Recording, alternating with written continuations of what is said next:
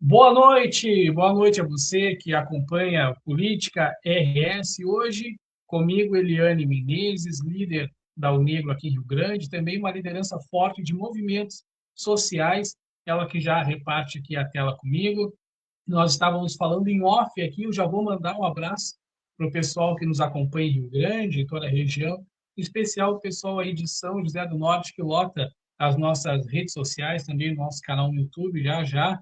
Aí, acabando a live, o vídeo vai subir também para o YouTube. Também a conversa hoje vai render. Eu acredito que vai despertar e tem potencial, sim, não só o potencial, mas vai despertar a consciência de muita gente para a luta antirracista, um pouco também para a pauta de classe. Acredito que também vai se estender aí, porque é o mês do Março Lilás, e a gente sabe que o mundo é dificultoso para mulheres, principalmente para mulheres negras, e aqui está uma representante de muito nome aqui na região. Quando a gente pesquisa essas pautas, aparece o nome, quando a gente pergunta para alguém, surge o nome da Eliane. Eu tenho prazer, Eliane, de estar contigo aqui nesta live e abro espaço para ti saudar o pessoal. Boa noite. Boa noite, eu peço a bênção, meu agô a todos. Saudações interculturais, tá? Quero agradecer o Jezer pelo convite. Eu quero dar um alô especial a São José do Norte, porque eu já tive um tempo morando lá, estava conversando com ele, estudei inclusive lá no Colégio Estadual. E para não esquecer de nenhuma pessoa, só vou citar o nome da mais velha entre todas que eu conheço lá de São José do Norte, da Barra, da Quinta, entendeu? Então, para não magoar ninguém, porque é uma galera que eu amo, que eu adoro, que sempre que pode me acolhe mega bem, eu só vou citar o nome da Nelsa, tá? Depois da minha mãe, a Nelsa, minha comadre, tá? Nelsa Fonseca Ramos, que mora na Cidade Baixa, tá? Filha nascida e criada em São José do Norte, uma excelente artesã, uma mulher de luta, mulher de axé, de muito exemplo. Então, falando nela, eu falo nos homens e mulheres daquela cidade maravilhosa, tá? E ainda trazendo um pouco dessa nossa vivência, né? E trazendo um pouco da minha infância, eu tenho prazer de dizer que eu sou uma mulher do axé, tá? Eu fui criada num terreiro de matriz africana. Hoje nós temos a liberdade de falar e de poder estar nesses espaços, né? Então acho que a gente tem que saudar e reverenciar os nossos ancestrais, porque muito sangue foi derramado, muitas lutas foram travadas e elas estão invisibilizadas ainda, né? Sim, Nossa sociedade não conhece ainda a nossa verdadeira história. Exemplo mais que nós temos assim mais palpável é a história dos lanceiros negros, que foram os verdadeiros heróis na Guerra dos Farrapos e ainda depois ainda foram cruelmente dizimados. E assim tem sido com muitas questões. Aí saiu fora o sinal. Tá me escutando, Jagger? Ah, estou voltei. escutando. E assim tem sido toda a nossa história, né? O embranquecimento dos nossos orixás, como é o caso de Emanjá, né? Porque Emanjá Sim, é uma deusa de origem africana do Rio Níger. Ela não compunha aquela imagem ao qual nós acabamos então ressignificando, né? Mas também a gente entende, não é uma crítica que eu estou fazendo, é que foi um processo de resistência. Então nós precisávamos, para que nós pudéssemos fazer o culto aos nossos orixás, né? Fazer numa outra identidade que fosse aprovada pelos nossos colonizadores, né? Que a gente usa esse termo, mas foi o povo branco que nos trouxe para cá, portugueses, para nos colocar na chibata e tentar fazer dos nossos reis e rainhas que vieram para cá num processo de, na verdade, não foi nem de escravidão, mas foi de de um processo de um grande crime, de um grande leso à humanidade, ao qual, quando trouxeram os nossos ancestrais para cá, até as nossas tecnologias se apropriaram e colocaram novos nomes, nossas tecnologias, nossa alimentação, nossos bons hábitos, né? Então, dentro desses bons hábitos, algo que eu costumo dizer que é nosso, né? E aí o pessoal, então, hoje usa abertamente, sempre usou, é o cuidado com o mais velho, é pedir bênção, é pedir licença, é dar lugar para a pessoa sentar, né? A nossa culinária tão rica teve também um sequestro enorme da nossa identidade. Eles dizem a feijoada lusitana, o quindim, não sei de quê, mas não, tudo é nosso. Tudo foram adaptações que esse poder de adaptação e de resistência é nosso. É nosso. A gente fala povo brasileiro como se a parte preta não existisse. Então, Eliane, desculpa te interromper, mas não, pode agora, falar, tá com delay, não tem problema. Pode falar, Jéssica. Eu me lembrei que o hábito, o costume, na verdade, já virou tradição, já ao longo das décadas, do pessoal virar o ano na beira da praia de roupa branca. Da onde vem? As pessoas não se perguntam de onde vem, as pessoas vivem, crescem com aquilo, é uma tradição, é algo que já vem estruturado de geração para geração, as pessoas vão e não tem noção da origem, da onde veio. Esse é um dos hábitos que muita gente tem e não tem noção da onde começou, da onde veio. Prossiga. Mas então, e é isso que eu quero dizer, é nisso que reside o racismo. Aquelas formas mais violentas que a gente vê, e aquilo é uma extrema falta de educação, é uma violência é uma estrutura brutal, né? Que foram 500 séculos de escravidão contra 188 de uma falsa abolição. Então, todo aquele inconsciente que vem ao longo de gerações de pessoas escravocratas acaba se reverberando em algumas atitudes. E uma delas é isso.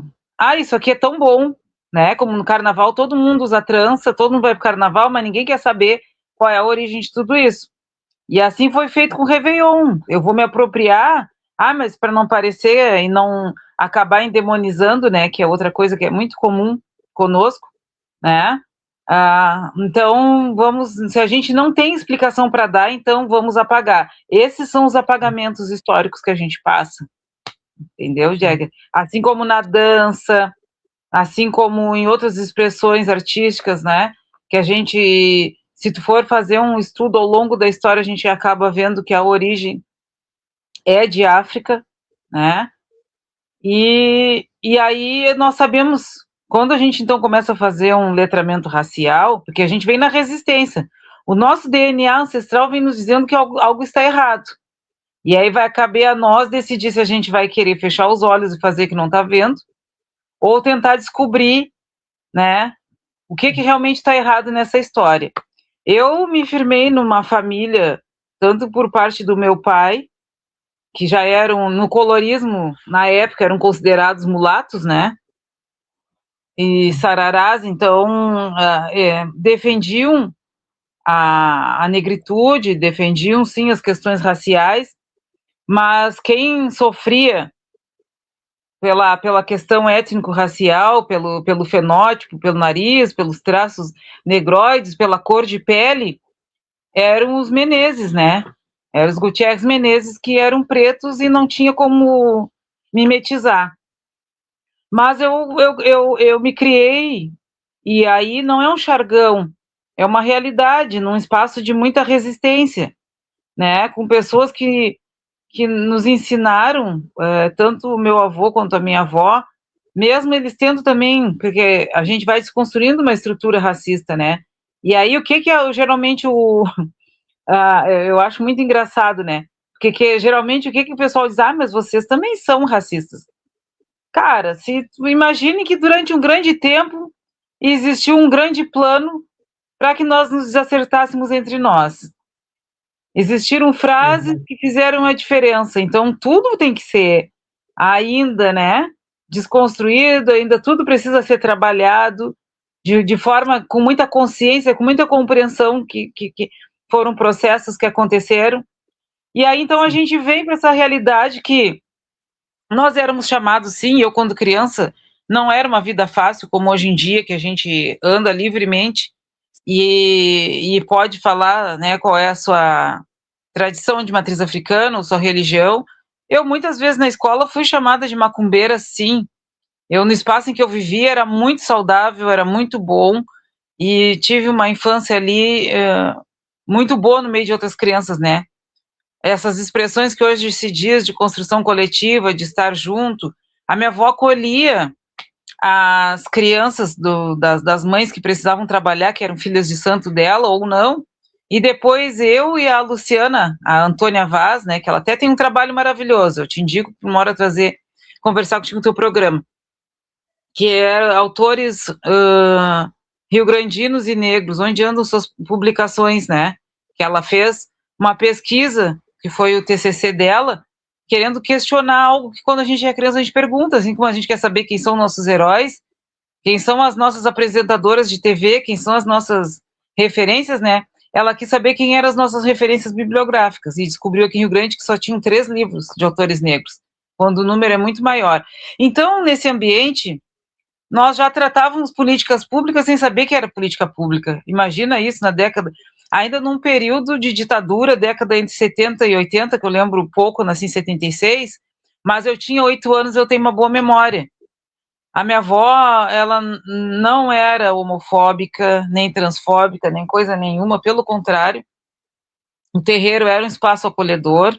A gente sempre costumava dizer que nós lidávamos desde o mendigo até o prefeito, né? E ela tinha uma preocupação de que as pessoas que iriam estar lá, não importava se um filho tinha 10 casas e um não tinha nada. Né? Na hora da divisão de tarefas e do cuidado era o mesmo, o carinho e a preocupação era a mesma. Então, o respeito pelo ser e não pelo ter é algo que vem justamente dessa nossa formação, dessa nossa educação de terreiro, e que ela soube lidar muito bem, tá?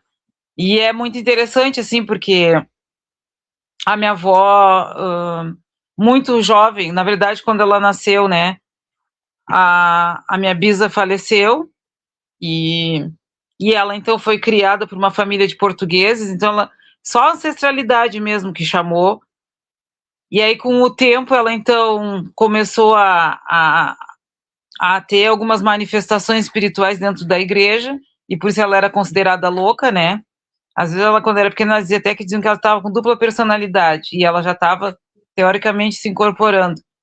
Sim. E ela fazia essas benzeduras, tudo isso, mas sem nenhuma referência.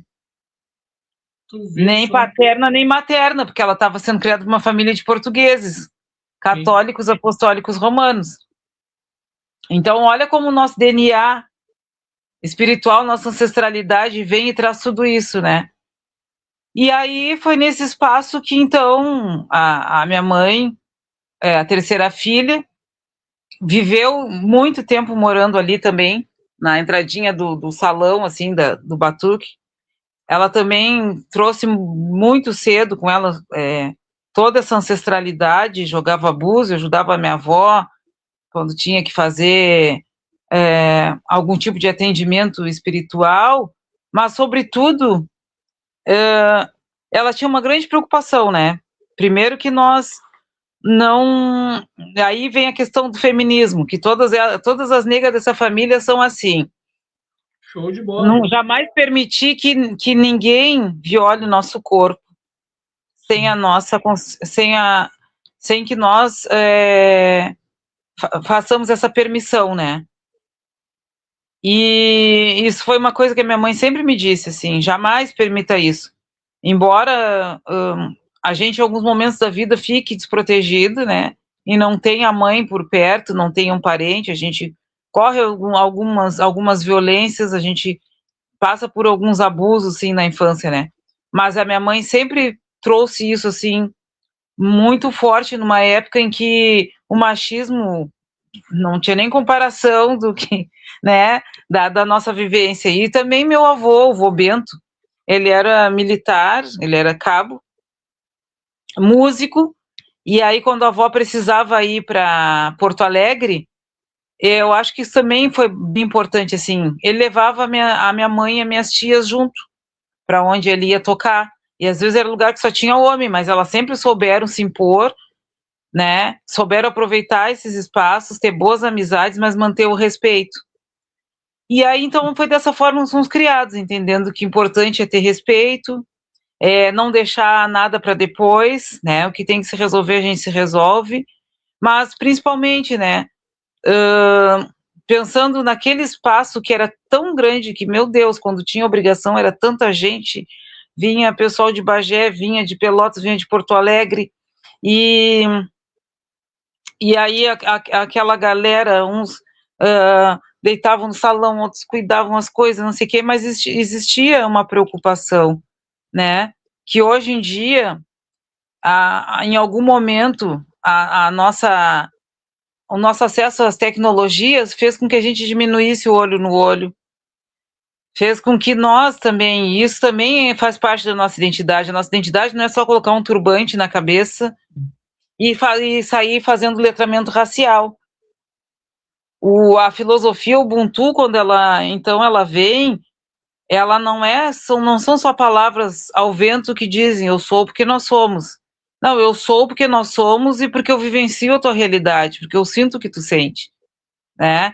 E aí, nesses espaços, a gente tinha isso, né? A percepção, o tato, a observação, o mais ouvir do que falar, né? E aí, então, depois, quando a minha avó, então, parte por a minha mãe vem num primeiro momento que ela já estava morando em São José do Norte quando a minha avó partiu, ela volta para Rio Grande, nós ficamos um tempo lá na casa e depois a gente vem morar na Rua 13, que é a casa que atualmente eu moro, aqui no BGV.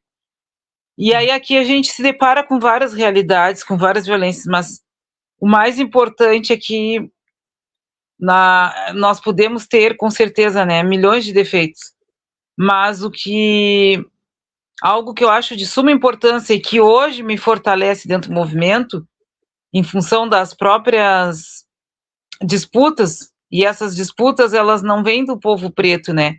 Ela vem de uma imposição ocidental que fez com que a gente brigasse. Foi isso, a minha mãe sempre me ensinou, e ela dizia, o nosso inimigo está lá fora, a gente pode até brigar aqui dentro, mas é entre nós, quando sair lá fora, cumprimenta quem está esbrigado, se tiver que cuidar no hospital, tu cuida, né? E principalmente, segue em frente e não esquece qual é o teu objetivo. E em momentos que essas disputas entre nós, lideranças, né, do povo preto, elas vieram à tona, foi esse ensinamento da minha mãe que me manteve firme na luta. Entendendo que essas pessoas, elas estão, assim como eu, fazendo parte de um processo civilizatório inverso ao que a gente foi feito, mas que elas ainda não têm essa visão de mundo, esqueceram, na verdade a gente tem, né, o nosso sagrado religioso nos faz isso, só que a gente, por muitas vezes, não pode deixar que essa questão colonizadora tome conta de nós. E eu vou dizer, pode falar. Tem o delay. Eu gostaria já que falasse da tua tem o delay da tua formação, estás contando a história para nós, falasse que moras aqui, nosso estúdio também é aqui no BGV, e é perto, a gente está perto, estamos falando por link, mas estamos perto. Eu gostaria, antes da gente, para tu prosseguir aí, falar mais um pouco da tua formação, da tua história, eu gostaria que tu dissesse para nós, para não perder o time de toda a luta, de tudo que tu foi criado, então, tudo que tu vivenciou, as histórias, os bons exemplos. Esse é um ano eleitoral, eu quero pegar esse gancho, porque as coisas estão na nossa cara, tem preconceito estampado nas redes sociais, tem essa polarização política e muitas vezes falta consciência de classe e falta essa consciência de, eu não sei como falar, de negritude ou de pauta social, seria, acredito assim, pegando todas as pautas. A Eliane me deixou sozinho aqui na live. Vamos lá, Eliane, vou te mandar. Pode entrar no link, tá me ouvindo? Pode entrar no mesmo link. Eu quero pegar esse gancho, porque a Eliane, ela trouxe para nós, ainda segue trazendo a sua história. Tá me ouvindo? A Eliane pode entrar no mesmo link ali que entrasse, eu já te coloco no cenário.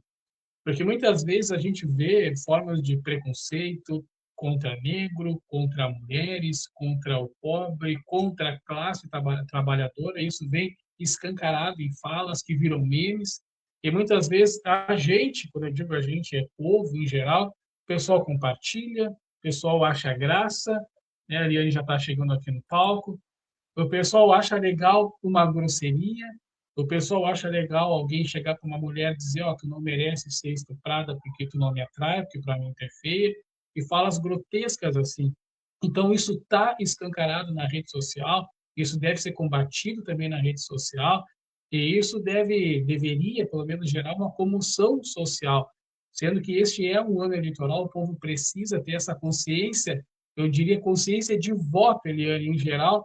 E nisso eu quero saudar um cara que é brigador lá em São José do Norte, vou botar um comentário dele aqui, o Marcial Souza.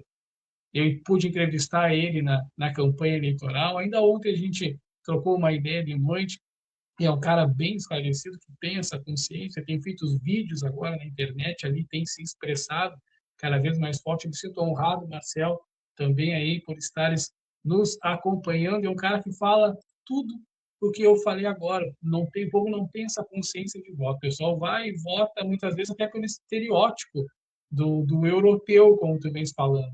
Do estereótipo, que aquele é mais bonitinho, aquele fala melhor, e por aí vai. O povo não tem essa consciência de voto. Eu acredito que isso deva ser muito trabalhado esse ano, sabe? Porque a gente já viveu isso lá atrás, o pessoal achava bonito, falas grotescas, enfim, e deu no que deu. O país aí com cerca de 1 milhão, acho até que, não sei se chegou a 1 milhão de mortos da pandemia. Eu me estressava muito e parei de acompanhar a suba dos números, porque eu trabalhei em setor de risco. Então, cada vez que eu via um deboche, alguma coisa assim, sendo que eu chegava em casa e eu tinha que tirar todo o material de trabalho, toda a roupa de proteção de trabalho, com 2 filhos pequenos, um filho com problema respiratório. Eu chegava em casa carregando aquele medo de talvez levar um vírus, nem que seja na minha mão, nem que seja numa parte do rosto, ou no cabelo, ou na roupa, eu não sei.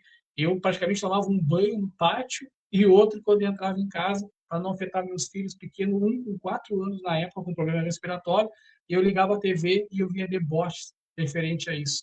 Então, para que não se repita, eu acredito que o povo precisa ter essa consciência de voto. Eu gostaria que tu nos falasse um pouco sobre isso, depois prossiga, que eu não quero perder o time no comentário do Marcial.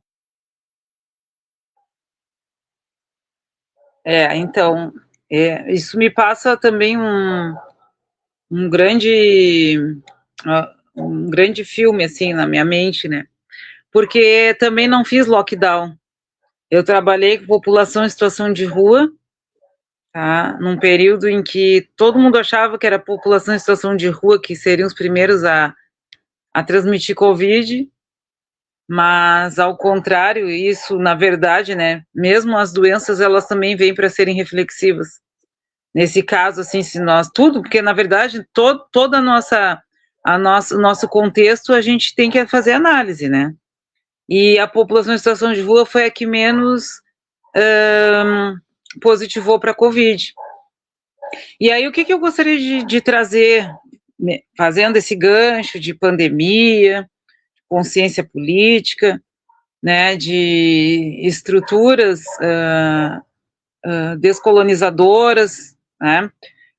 Ainda existe no nosso inconsciente, e quando eu digo nosso inconsciente, porque nós nos englobando nessa maioria que ainda vota no bonitinho, no que se impõe, né? Porque todo não, porque eu vou votar no Bozo, porque o Bozo grita, porque esse faz o quê? Né? Nós ainda, muitas vezes, infelizmente, estamos arraigados ao cabresto, que era o que ele representava, né? Não, eu vou porque esse vai fazer por mim, mas vai fazer o quê?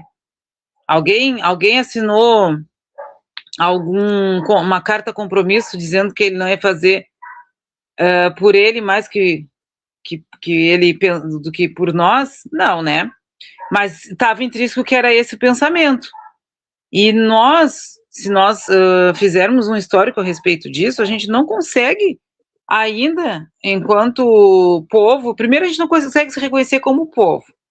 Nós achamos que a gente consegue ter uma habitação, uma casa, um emprego que é digno de nós, que já é o suficiente para a gente achar que não faz parte da massa vulnerável de extrema pobreza. Então a gente não jamais vai passar por aquilo.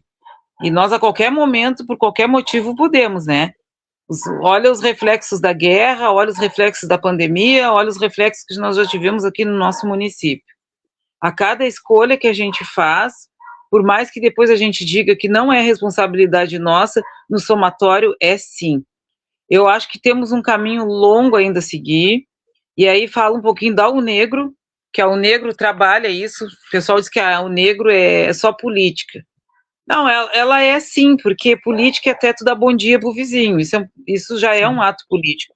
A diferença da política partidária para a nossa política enquanto polis, enquanto pessoa, nossa política pedagógica, que era o que a gente deveria tratar desde a escola, é que não há interesse que a gente tenha informação e saiba discernir quem realmente trabalha por um voto justo, quem realmente tem consciência do que vai fazer lá no Senado, porque olha, há quanto tempo famílias e famílias se perpetuam lá. Se a gente vai olhar, o sobrenome vem desde a época lá do colonialismo, mas só vai mudando, Pai, Filho e Espírito Santo. E aí as nossas redes sociais, nesse momento, elas são o nosso grande coliseu, ao qual eles ficam lá nos assistindo enquanto nós nos matamos, enquanto nós brigamos, enquanto nós encontramos defeito na mulher preta, no gay, né? No cara que todo mundo diz assim, esse aí tem que ir para a cadeia, mas quem é que financiou aquele crime? Quem é que trouxe as armas? Tu acha que uma pessoa que um aviãozinho ali, ou alguém que trafica vai ter dinheiro para fazer, para ter arma, para ter droga em grande quantidade? Não. Eles só caem na cadeia, né, que é o nosso grande navio negreiro, e a vida continua. Os grandes pistolões continuam financiando o tráfico, continuam financiando outras formas de nos manter dependentes. Só que a consciência política não chegou nesse ponto. E eu vejo, assim, esses espaços de movimento social em que trazem à tona essa nossa realidade de suma importância. Pena que a nossa própria massa, e aí eu não critico as pessoas por isso, porque já vem uma inconsciência a respeito disso, né? Que tudo já foi criado para que não se acreditasse na Eliane, no Jezer, ou qualquer outra pessoa que saia daquele padrão branco, eurocentrado, né? Que representa uma boa figura. É muito comum, a exemplo disso, e tu podes ver, eu vou te trazer um exemplo prático. Quem é que... Tá, as eleições foram, digamos, para vereador. Terminou dia 7 de outubro, não é? Um mês depois, a maioria do povo que já tem uma estrutura e já é vereador, já começou sua campanha. E tá todo mundo aplaudindo. Mesmo que seja assistencialismo, eles acham bonito, eu consegui a luz, fulano me trouxe uma sacola econômica, eu não tenho nada contra a sacola econômica, porque eu também faço esse tipo de doação. Mas a doação que eu faço é com sentido mais de solidariedade, nem é de solidariedade, mas de tradição mesmo, que é da partilha, né, do nosso alimento sagrado, que é ao contrário deles. Porém, a nossa comunidade vê de outro jeito, eles acham que nós que somos povo, quando a gente doa alguma coisa, é porque a gente tem um intuito de virar candidato. E os que estão tentando se permanecer como um candidato, eles acham, pobrezinho, ele tem bastante, ele não precisava fazer. Então, a nossa desconstrução, acho que as nossas conversas tinham que ser muito mais amplas, tinha que ter mais espaços como esse, Jagger, para a gente fazer essa reflexão. Sinto saudade daqueles programas de humor que, mesmo na época da ditadura, eles traziam piadas que, no fundo, faziam as pessoas refletir um pouco sobre as suas realidades, porque não podiam falar abertamente sobre certos assuntos. Eu me lembro muito bem, assim, que a cada episódio do Vivo Gordo, alguma coisa, sempre eles faziam algum comentário, né, que era reflexivo. Eu sinto muita falta disso, porque as redes sociais, elas deveriam vir para nos trazer a informação de fato. Mas aí eles usam a própria democracia para dizer que a gente tem direito de assistir o que quer, e aí tu vai ver, a gente só assiste, a maioria do pessoal, só 90% é bobagem. É Isso. cabelo, roupa, fofoca, briga, só o que não nos fortalece, né? Só o que não nos traz informações verdadeiras, é só fake news, e é uma forma também de nos manter entorpecidos. Por isso que eu digo que é um grande coliseu, né? Quando tá todo mundo lá se procurando matar-se uns aos outros, quando todo mundo fica naquela competição entre nós mesmos, né? Nós que somos população periférica, nós que somos uma camada mais humilde, mas que estamos na luta, o que as redes sociais nos ensinam é isso. Achar que a gente, porque tem uma casinha um pouco melhor, porque está ganhando um pouco melhor, que nós temos uma superioridade sobre o outro. Isso é uma mentalidade capitalista, né? Então, eu acho que a gente primeiro tinha que ampliar, desde as formações, desde dos círculos de pais e mestre, dos CPMs que existiam antigamente, mas também das próprias entidades estudantis, falar e reforçar um pouco mais esses assuntos, né? Eu acho de suma importância.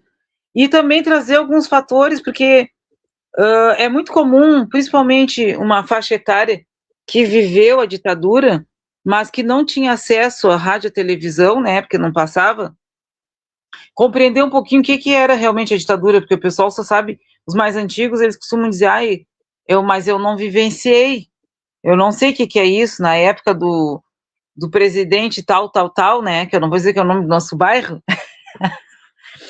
a minha vida era muito boa, né, ele era o pai dos pobres, mas não conta que, por exemplo, ele nos proibiu de estudar, né, ele não conta que trabalhador não tinha o direito de algumas coisas, mas era impedido de outras.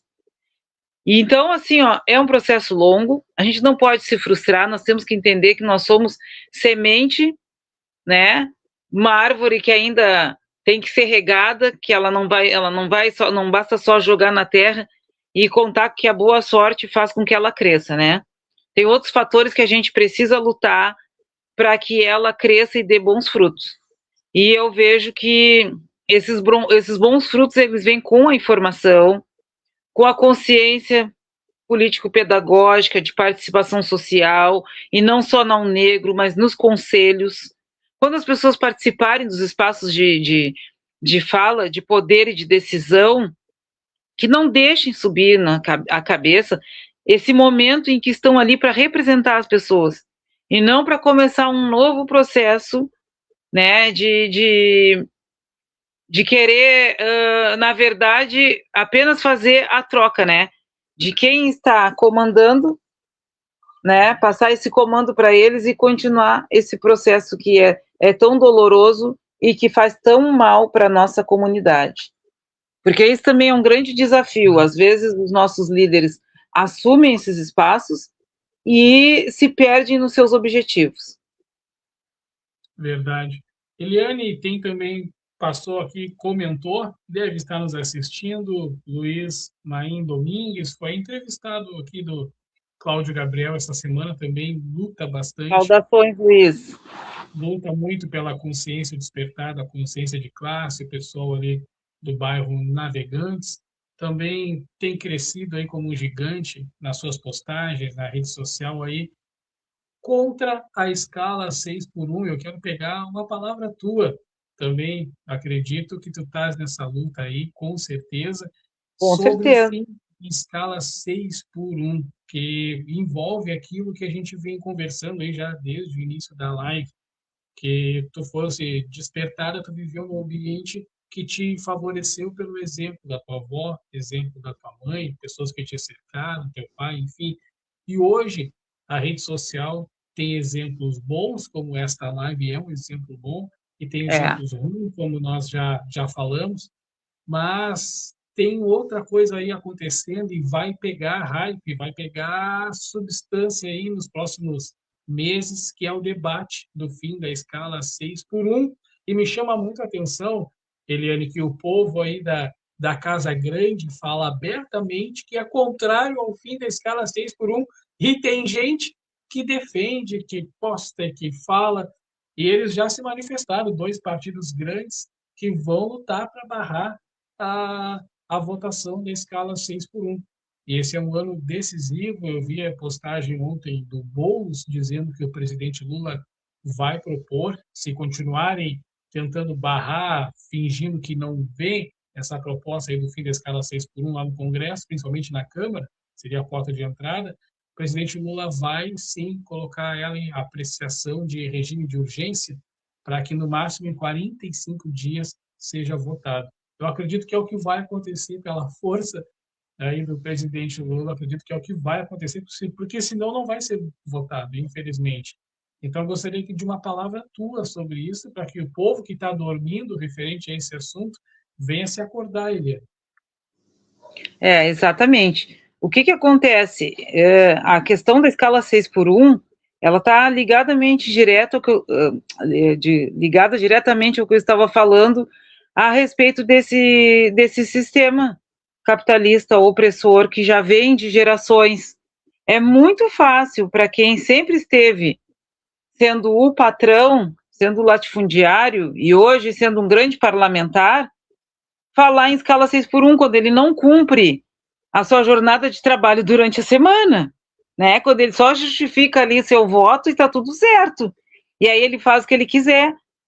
O que o povo, o que nós, e aí eu vou mudar um pouco a expressão povo, né? Porque as pessoas não se enxergam nesse espaço em que nós compomos, mas o que a nossa sociedade precisa é entender que quem está lá votando por nós não precisa pegar ônibus, não vai pegar chuva, e trabalha no máximo, achando que está se esforçando demais, 3 vezes na semana, sendo que é um passeio no bosque que a Chapeuzinho Vermelho dá, né?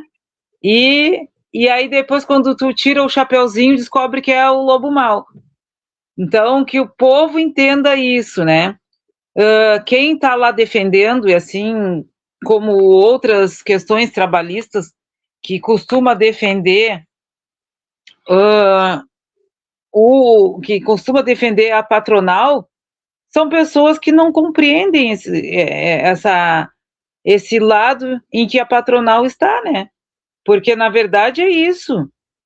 São pessoas que não trabalham, não vão cumprir essa carga horária e estão pensando numa questão de produção. Quanto mais tempo tu puder produzir e quanto menor for teu salário, melhor para mim, porque mais sobra para o meu agro, mais sobra para minhas coisas, mais sobra para minha família, né? Mais então eu consigo ter lucro e manter todo mundo embaixo dos meus pés, porque quanto mais trabalhar, tu vai ter menos tempo também para ter informação, para estudar, para ter possibilidades também de ser protagonista da tua própria história, né? Mas aí, pessoal, esses dias eu ainda escutei, e não é uma crítica, porque isso, como eu digo sempre, tudo faz parte de um processo e a gente precisa se enxergar nesse processo. É muito comum as pessoas dizerem, essa palavra empoderamento é bobagem, essa palavra protagonismo é bobagem. Não, gente, não é bobagem. Ela vai ser bobagem se ela virar chargão, mas se a gente entender o sentido das coisas, a gente vai entender que empoderar-se é ter esse conhecimento, acesso às informações e saber o momento de escutar e o momento de falar, e de se impor, de se manifestar, saber o que é nosso de direito. Então, obviamente que quem está lá defendendo a escala 6x1 não quer esse tipo de pessoa, porque tu vai questionar no teu ambiente de trabalho. Olha, gente, o alto índice de pessoas que estão aguardando para fazer uma perícia do INSS, que a gente sabe que é negada, a pessoa entra na justiça e ganha. Não é porque os advogados burlem o sistema, é porque o sistema não está certo, né? As pessoas se sobrecarregam nos seus ambientes de trabalho. Também existe um alto índice de adoecimento de saúde mental, de burnout, de uma série de coisas. E aí, essas questões que deveriam também ser visibilizadas para que a gente compreenda qual é a necessidade de cair a escala 6x1, não são nem reconhecidas, não são nem faladas. Então, eu também digo, né, que a televisão, que continua sendo um dos maiores meios de comunicação, que chega em qualquer lugar, porque aqui no Brasil nós ainda falamos muito em Facebook, Instagram, mas são as rádios que levam ainda a informação para locais onde não tem internet, não tem luz, não tem energia elétrica, tem locais que não tem nem ainda saneamento básico, mas tem lá uma anteninha de TV que as pessoas conseguem acessar.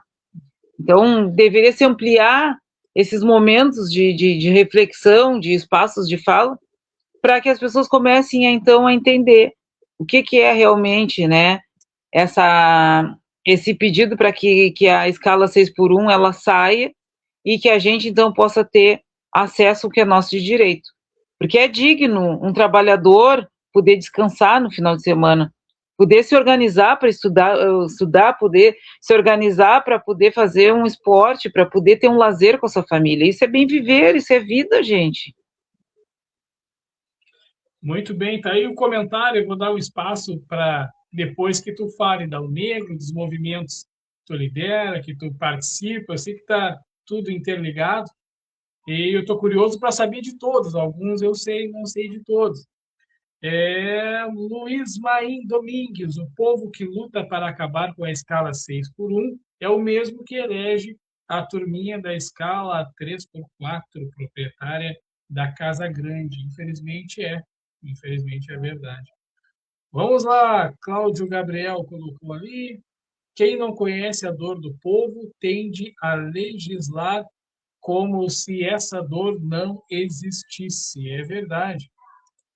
Cláudio Gabriel colocou ali, a Casa Grande remete a uma reflexão de Malcolm X, é isso?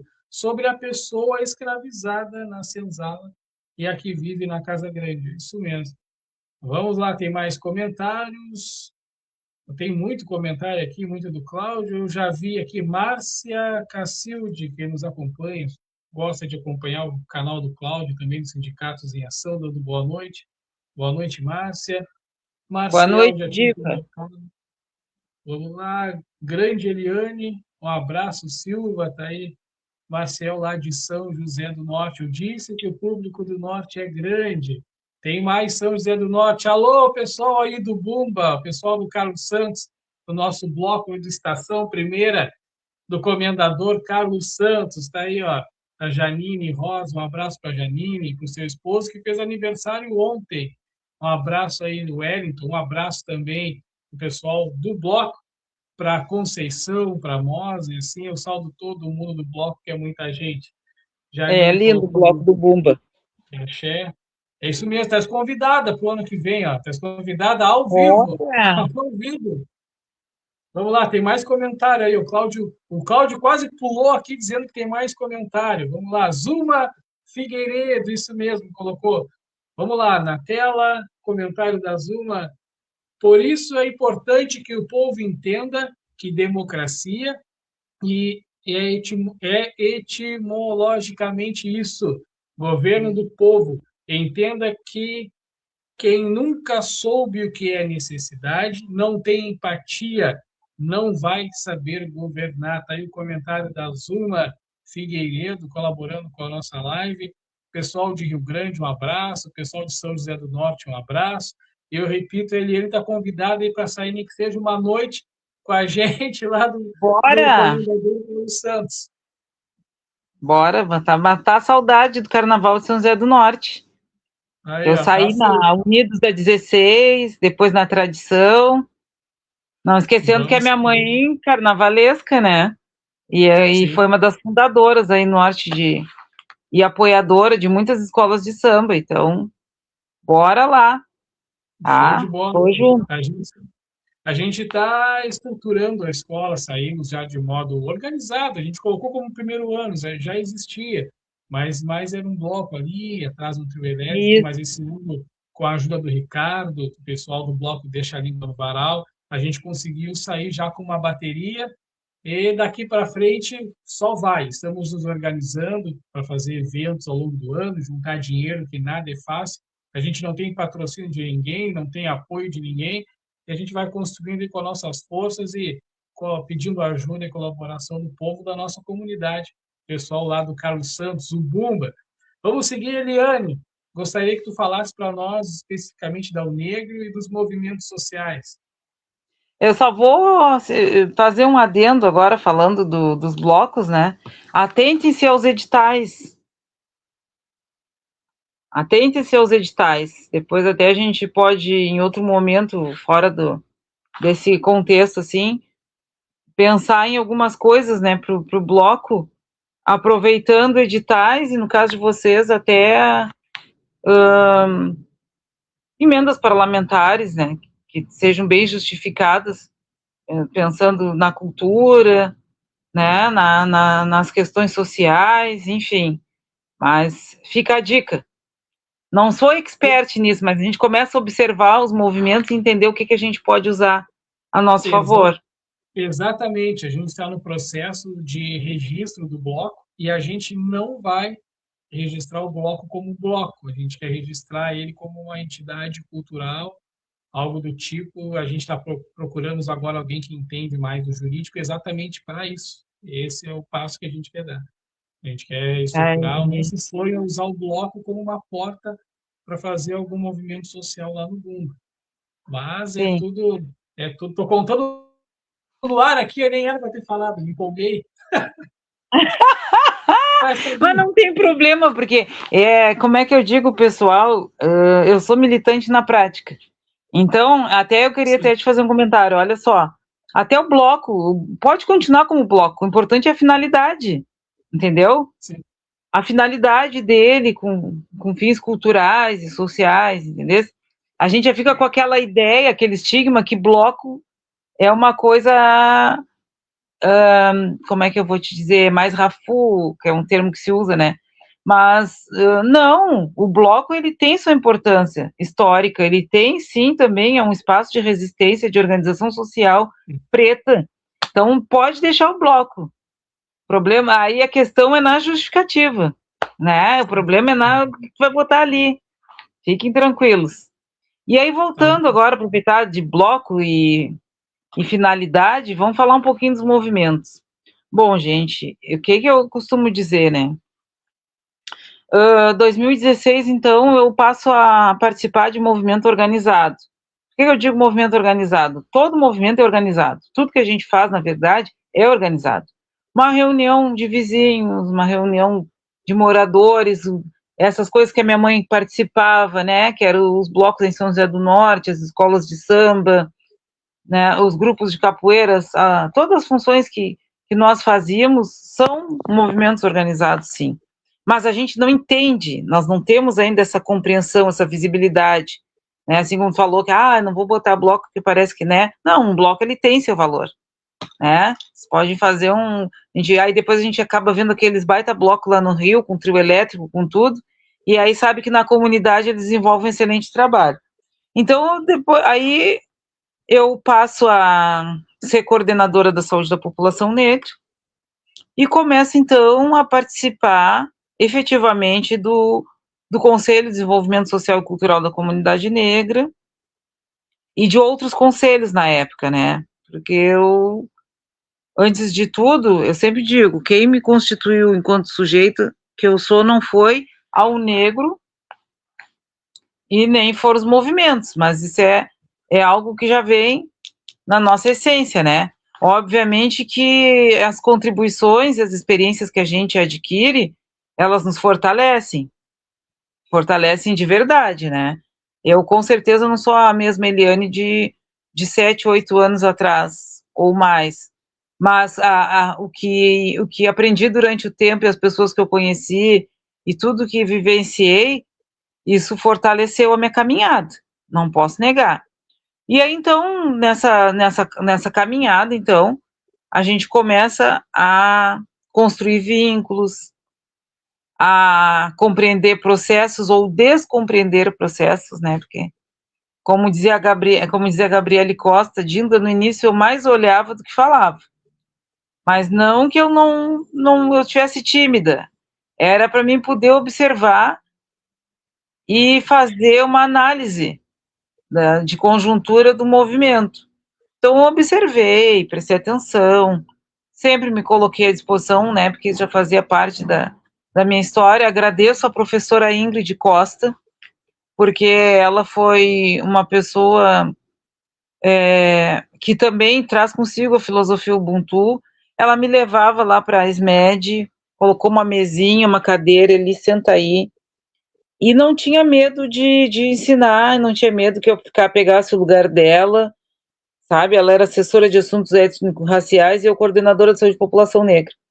Era uma coisa muito gostosa, assim, muito aberta, tanto que na época o pessoal achava até que eu trabalhava na SMED, né? Agradeço também a Gorete, da Secretaria de Cultura. Então foram pessoas que contribuíram, a Janice, que agora trabalho com elas lá na Secretaria de Cultura também, Janice Rias, que chegaram assim e proporcionaram a possibilidade de abrir novos horizontes, de ampliar ou então de fortalecer a nossa identidade sem que isso virasse uma disputa. Pelo contrário, né? Foram parcerias que a gente consegue manter até hoje. E aí, essas parcerias, eu fui observando que o quê? Tá, são pessoas ótimas, são mega potentes, mas estar na gestão, nós somos peixes no aquário. Por quê? Porque nós temos que seguir diretrizes, nós temos que seguir planos anuais de trabalho, nós temos que fazer relatório quadrimestral, nós temos que seguir um projeto, né, de planejamento que venha e que dialogue com o interesse principal seria a nossa comunidade, mas tem que dialogar com a questão orçamentária, com o que é solicitado pelos indicadores, né? Então, tem, como eu digo, tem seus limites à esquerda e à direita. E aí tinha várias coisas, assim, que a gente também percebe que as políticas públicas por si só, elas não abarcam. Vou te trazer um exemplo real, tá? Trabalhava no consultório na rua, e aí quando eu precisava fazer uma internação, mesmo clínica, de uma pessoa em situação de rua, a pessoa não tinha cueca, não tinha sabonete, não tinha toalha, não tinha um alimento para comer quando estava no hospital. Quando vai para essas internações, o SUS paga o espaço, mas aí a pessoa que está em abstinência não tem um cigarro, aí eles vêm com uma lista, parece aquelas do primeiro ano do fundamental, né?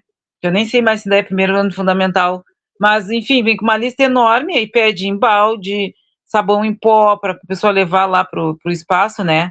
O SUS paga, mas aí tem que levar roupa.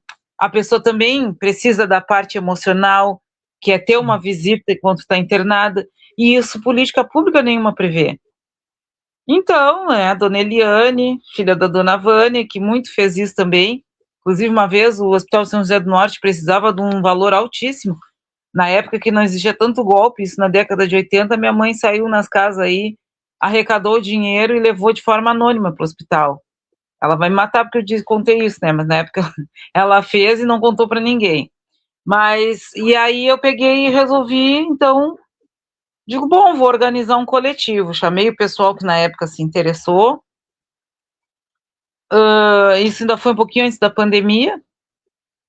Aí nós começamos primeiro também a trabalhar com os imigrantes senegaleses e haitianos, né? Conversávamos com alguns deles, as lideranças, porque nós vimos também quando, às vezes, eles não conseguiam falar a língua portuguesa quando chegavam nos postos de saúde, nos espaços, né? E tinham suas dificuldades. E aí, então, quando eu percebi, nós já tínhamos formado uma grande rede. Aí por isso que ficou, na verdade, o nome inicial não era Rede Afro Saúde, era Rumos, que era abreviatura de várias coisas, né? Era Rede de União, nananana. Mas aí uma das nossas parceiras, que era a conselheira Eliana, ela disse assim para mim: por que você não bota Rede Afro? Porque o público que tu mais compreende, eles são diversos, mas são todos voltados, né, as questões afro. Tu te preocupa com a população de forma geral, mas tu tens esse viés maior, a preocupação maior, e tu vê quais são as dificuldades da população negra. Além disso, tu já fez uma conferência livre de saúde, Eliana, então tu, quem sabe faz isso. Aí nós mudamos, a gente, não, vamos botar a Rede Afro Saúde. E aí, então, começamos com a Rede Afro Saúde, falávamos com frequência com as lideranças haitianas, falávamos com as pessoas vulnerabilizadas, falamos com a população em geral, porque também precisam, né? Às vezes há casos que a gente acaba naturalizando, né? A pessoa precisa de uma internação, não tem acesso, não tem uma resposta. Aí também a gente faz trabalho de ir no hospital, saber por que não saiu o encaminhamento para o médico, levar a galera para o hospital, enfim, né? Precisa de um dinheiro. Então tem muitas coisas que as políticas públicas por si só não resolvem, né? Levar para um oftalmo mesmo em Pinheiro Machado, a pessoa vai, mas vai comer o quê? Se tu não tem dinheiro para um almoço, para um café, tu vai sozinho? Como era, às vezes tinha pessoa em situação de rua, que nós levamos uma pessoa, a pessoa não tinha comida e não tinha parente. Aí eu fui, fiz a parte de parente e ainda paguei o almoço. Então a Rede Afro, ela vinha nesse intuito, assim, e de dar esse suporte no que a gente não consegue na rede e não está previsto, né, que foge das normativas e dos planos de trabalho da gestão. E aí, durante a pandemia, já existia a Rede Afro, né? Mas aí, durante a pandemia, nós tivemos uma segunda demanda, que eram as mulheres da calçada, né, as profissionais do sexo, mães solos, vulnerabilizadas, que estavam desempregadas, que estavam passando uma série de situações, e principalmente algumas mulheres que tinham saído da PERG, que estavam no semiaberto, e que não queriam, e que não queriam, naquele momento, voltar para o crime, ou ter que acabar de novo, né, como profissionais do sexo. E quando elas saem, então, da PERG, elas saem sem nada. Porque se hoje se trabalha dignidade menstrual, naquela época a gente já acabou implementando na marra, porque elas não tinham nenhum absorvente, não tinha uma calcinha, não tinha sabonete, não tinha roupa, não tinha nada. Só apenas mandavam. E aí, percebendo tudo isso, então, aqui na minha casa da 13, eu fiquei com um espaço com tudo que tu possa imaginar. Aqui tinha perfume, sabonete, batom, roupa masculina, roupa feminina, cobertor, tudo que a gente pontuava necessário, tinha um pouquinho de cada coisa. Comida, água, porque a água com certeza é um alimento, mas não é considerado pelas pessoas, né? Água potável, então tinha também. Então, assim, tudo que tu possa imaginar, medicação, em alguns casos, a gente guardava, porque a pessoa pegava aquelas para 60 dias, mas se tu tá na rua, tu vais guardar tua medicação onde? Né? Então, isso tudo não está previsto. E aí, então, na época, assim, eu sinto muita vontade de retomar esse coletivo, e é por isso, então, que eu digo, eu quero continuar no Negro, tá? Mas não mais como presidente. Eu não é o negro que me sobrecarrega, mas é que eu acabo abraçando várias coisas. E aí eu vou dizer, eu sou terrível para grupo, não respondo em tempo rápido, isso frustra as pessoas, e não tenho vontade de mudar, eu acho que eu tenho meu tempo, né, porque eu gosto de ser muito coerente nas coisas que eu falo e ser muito ciente do que eu falo, então não quero responder nada correndo para ninguém. Sempre digo que grupo de WhatsApp não é para reunião, é para questões rápidas, né. E aí eu quero me libertar disso, assim, não me incomoda eu ser desse jeito, de forma alguma, mas eu acho que está na hora, com as experiências que eu adquiri, de seguir um novo rumo, sabe? Escrever um livro sobre que eu passei na pandemia, sobre essas experiências que eu tive, e aí retomar esse coletivo Janaína, voltar, então, a ter mais disponibilidade para trabalhar com a rede Afro Saúde, que é outra coisa que, até a época da enchente, eu ia muito seguido ainda no hospital, fazia encaminhamentos, então são outros passos que eu acho necessários para a minha caminhada. Tá? Inclusive, teve um período, e agora eu estou retomando, com consentimento da presidenta estadual da UNegro, eu também fui conselheira estadual de saúde, me afastei no período eleitoral, e aí depois nós fizemos algumas articulações e possibilitamos que outras pessoas estivessem como conselheiras, né? Mas em dezembro eu falei com ela e eu estou voltando, porque também é um espaço importante. Algumas decisões a gente precisa também ter essa fluidez entre Estado e município, ou entre Estado e federação, né? Estar nessas três instâncias, às vezes, é muito bom. E aí, então, é um novo passo que quero dar na vida, mas eu vou te dizer, foi muito gostoso, muito trabalhoso, gastei dinheiro meu, mas estou feliz, porque cumpri missão, passei muita fome, porque às vezes a gente sai de uma atividade para outra, não se alimenta, quer correr, quer fazer várias coisas ao mesmo tempo.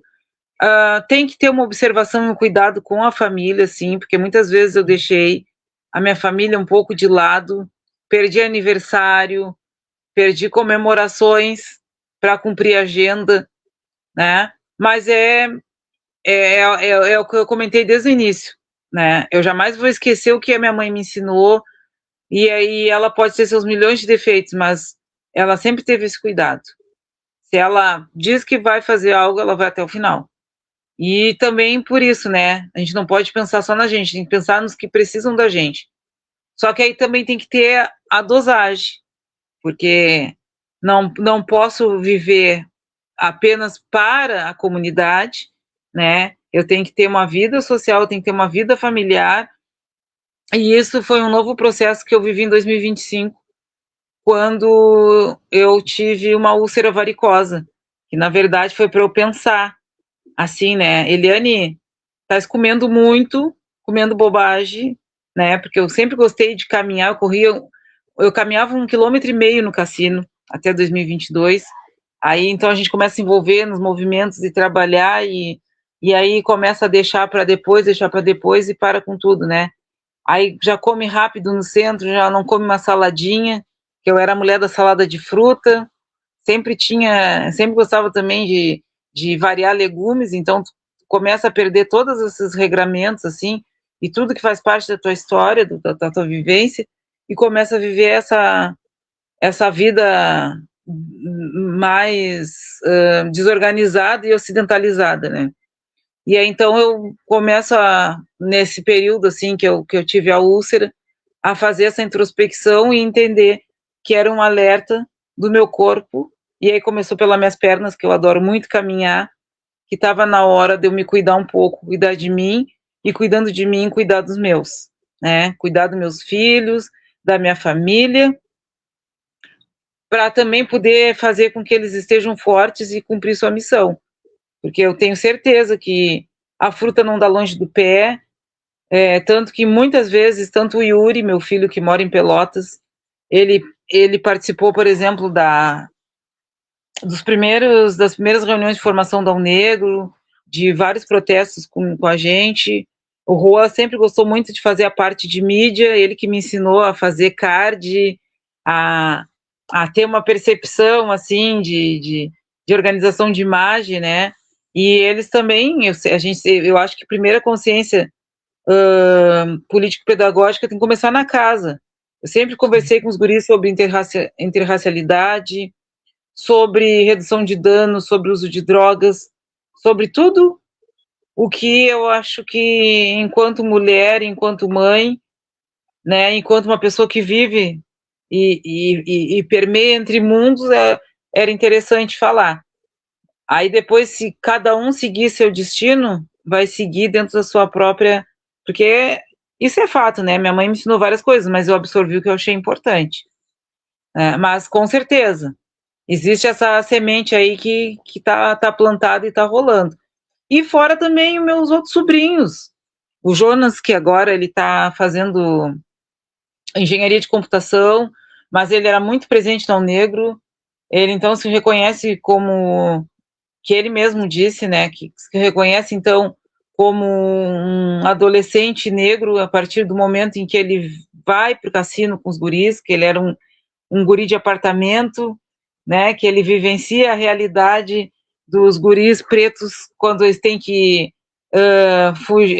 tentar fugir da abordagem policial naquele período de carnaval, né, para não tomar pau. Então ele começa a ver uma nova realidade que sai daquela vidinha dele ali mais organizada. E outras histórias, assim, que eu me sentava muito num grupão que estava o Arthur, que era amigo do Yuri, dos guris todos, e eu trazia à tona essas realidades e convidava depois para eles irem para as reuniões da Unegro. Eu acho que o nosso papel é esse, né? Não adianta a gente falar para os estranhos e não trabalhar dentro da nossa casa. Então eu conversava muito com os guris e fazia muitas reflexões a respeito de todas essas, até deles entenderem, assim, sabia que isso que tu passou no ônibus é racismo? Tu sabia que essa tua fala leva a isso? Tu sabia que o respeito à mulher é desse jeito? Então, tem várias questões que a gente, na prática, muitas vezes se esquece, mas não adianta a gente levantar uma bandeira e não... E quando chegar no nosso dia a dia, no nosso cotidiano, a gente não ter justamente esse legado, né, passado para os que estão tão próximos a nós. Porque é isso que aconteceu, na verdade. Talvez a minha mãe nem percebesse, mas o legado que ela tinha, né, ela acabou nos passando. Uns através do carnaval, outros através da matriz africana, outros através das boas conversas, né, porque ela raramente ela nos puxou a orelha ou nos bateu, mas ela nos dava uns castigão, assim, daqueles de doer, né, doía na alma, mas que era muito reflexivo. E então, esse também é uma das coisas que eu trouxe muito comigo, assim, ser reflexiva, fazer meus filhos pensarem. A gente conversa muito de política, agora mesmo eu tenho conversado a respeito da guerra, dos impactos, né, a gente falando já que os produtos também desses abusos econômicos, porque com a desculpa do diesel, os supermercados já estão aumentando os preços, né?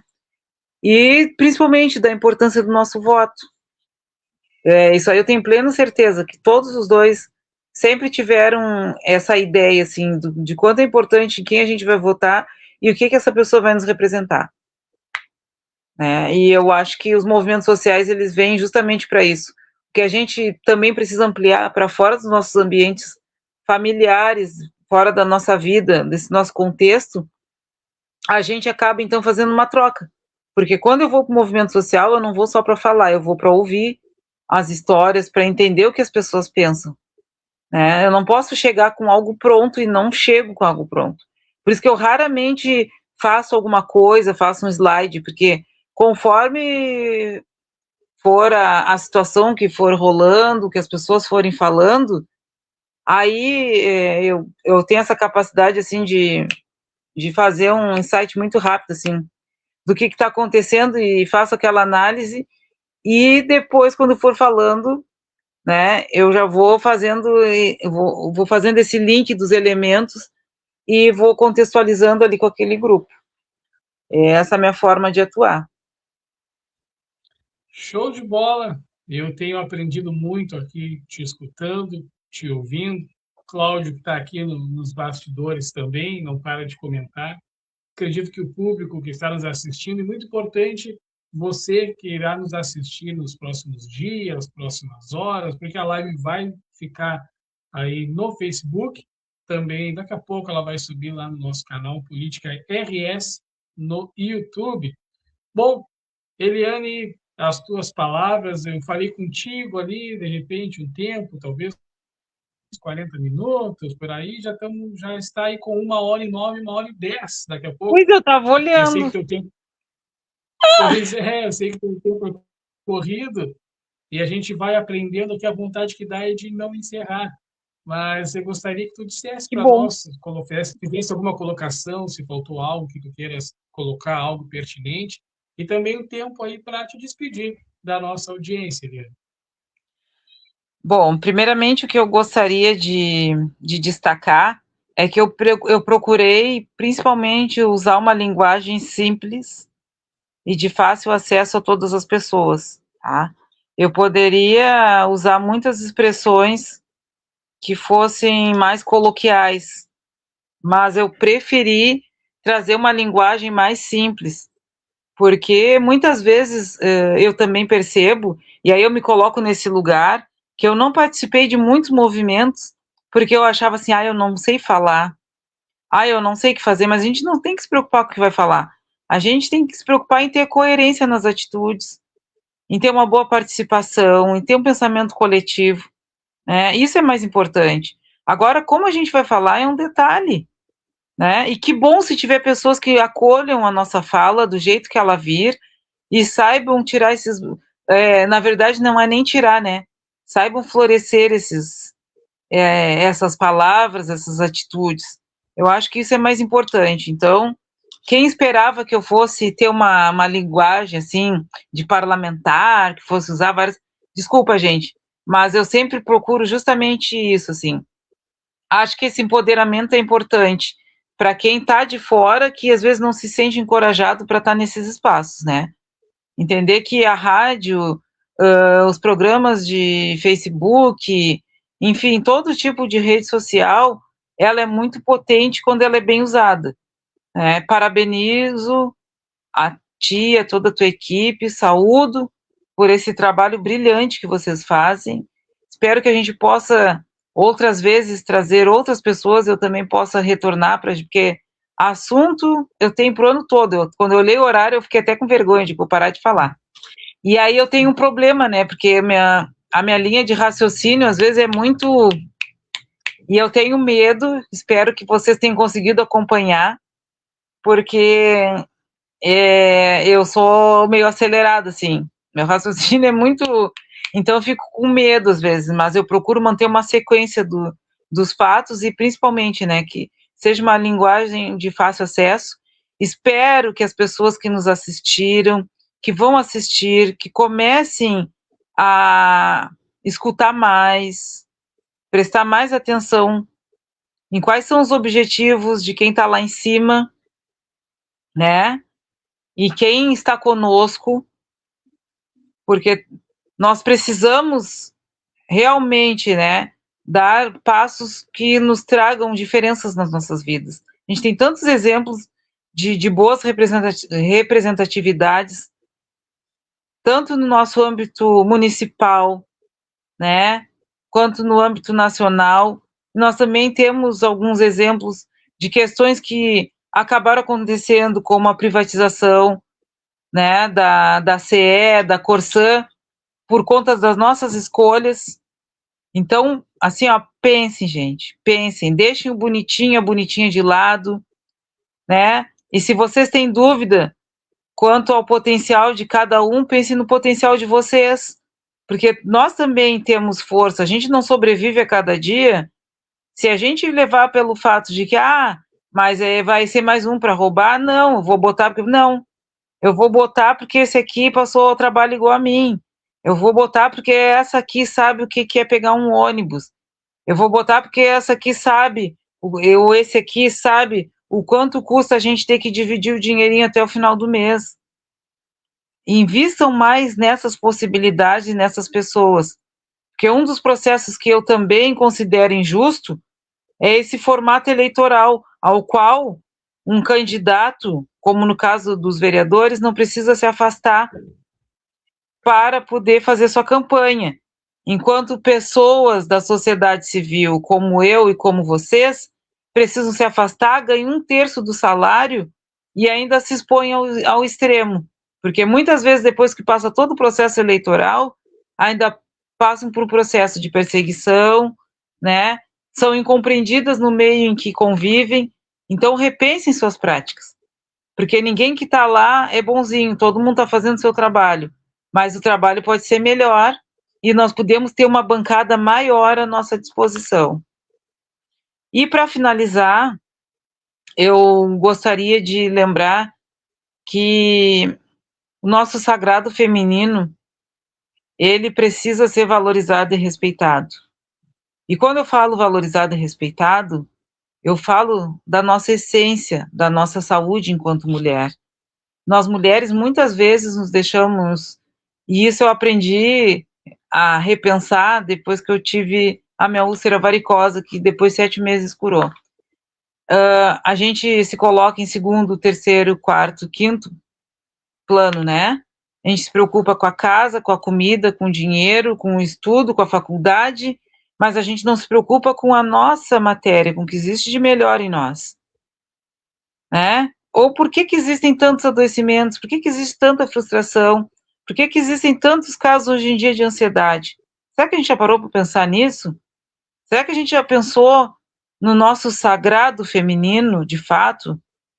Né? Quem se preocupa em fazer uma vez por ano seu autoexame de mamas? Quem se preocupa em fazer o exame de câncer de colo de útero? Quem se preocupa com a mais velha, que ela acha que está mais velha e não pode mais ir num ginecologista, porque não vai estar mostrando o corpo para uma pessoa que teria idade para ser seu neto? Então, é isso que nós temos também que pensar. Nesse Março Lilás e durante todo o ano, nós temos que pensar que o nosso sagrado tem que ser o primeiro a ser respeitado. Que nós, a nossa matripotência, somos nós que movemos as nossas famílias. Mesmo que o patriarcado ache o contrário, não importa o que eles achem. Nós somos, sim, e isso é comprovado. Somos nós mulheres que movemos as nossas famílias. Mas, antes de tudo, nós mulheres precisamos nos amar e nos cuidar um pouquinho mais. E esse amor, esse cuidado é disso. É do nosso corpo, é o cuidado em dormir no horário, se preocupar um pouquinho mais, né? Com esses cuidados básicos que a gente tem que ter, pelo menos o sábado, que é o dia da Mãe Oxum, que é o dia da beleza, que é o dia que nos representa tão bem a feminilidade. Vamos pegar pelo menos o sábado para nós, para nos olhar no espelho, para dar uma caminhada, para respirar, para fazer uma boa alimentação, né, para nos conectarmos com o nosso sagrado feminino. E assim eu encerro a minha fala, né, porque já são 21h26, eu preciso também me conectar com o meu sagrado feminino, né, com a minha família. Preciso botar em prática tudo isso que eu estou falando para vocês. Boa noite e beijo para todo mundo. Tá bem, muito obrigado pela live. O Cláudio colocou ali baita live, tiveram outros comentários. Um abraço para Zuma Figueiredo, Luiz Maim Domingues, um abraço para o Maciel, o pessoal lá de São José do Norte, a Janine, todos que passaram aqui pela live. Lembrando, um abraço para você que estará nos acompanhando nas próximas horas, nos próximos dias. Eliane, muito obrigado. A porta aí está sempre aberta para no ti. Coração. Tá bem? Quando quiser divulgar algum evento, algo que queiras fazer, pode Tem dia conectar aqui. 29. Opa, fala aí para nós aí. 29 de março, nós temos, na verdade, seria a 4ª edição, é que teve uma edição que levou o nome de Março das Pretas, porque nós tivemos uma visita especial da vereadora, então na época, né, vereadora Bruna Santos. Mas esse evento, ele é todas com X por elas. Por quê? Porque naquela época, e aí que eu digo que nós mulheres, a gente não tem que se preocupar com o que com as críticas, a gente tem que preocupar com a certeza do nosso dia a dia. Nós, na época, quando nos reunimos para fazer o primeiro evento, nós entendíamos que não bastava apenas ter o cuidado com a mulher, se preocupar com o seu empoderamento, com o seu direito à informação, mas nós precisávamos também que existisse envolvimento de todos e todas e todes, que estivesse, todas as pessoas se envolvessem e se engajassem nesse cuidado. Então, por isso que ficou todos com X, porque não importava quem fosse a pessoa, mas esse cuidado e essa percepção do seu matriarcado nas suas casas, das suas esposas, deveria partir do seu contexto em que vive. E aí, então, fizemos a primeira edição na Associação de Moradores. Até quero dar um alô aqui, um salve para a Pamela, que ela faz o Sarau Tereza, na época ela estava na Unegro.